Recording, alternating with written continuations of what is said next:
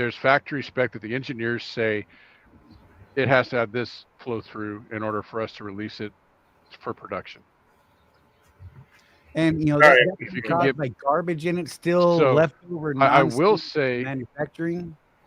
that since you bring it up, chances are that DPF when it was manufactured blew the factory specs out of the water, most likely. No, and welcome. So Charlie just said they go beyond factory specs, and that's the problem. The R&D has been done by manufacturers, and you want to go beyond that. No, get this. This is not what I'm. This is not the argument I'm making. What I'm saying is that they have an acceptable limit. This is the best we expect. This is the worst that we'll tolerate.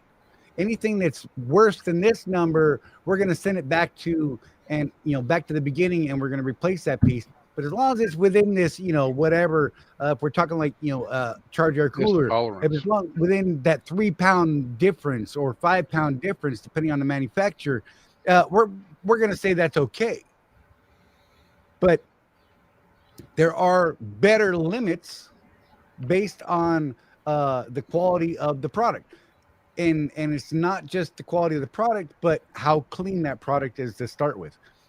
Look at alignment, for instance. Like I said, you can be within so many thousandths of an inch, right, or whatever, on your alignment.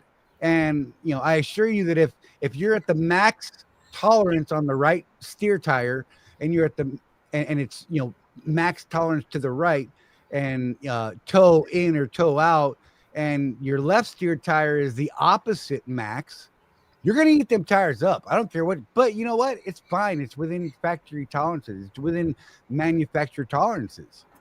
So, right. You can not believe science, and that's cool. And when you're talking about something like flow through on an exhaust system, right? Best flow through is to have no restriction at all. Right? That's the very best. Well, with these emission engines, we're not getting that. So if I can reduce that back pressure even a little bit, that's going to help my engine.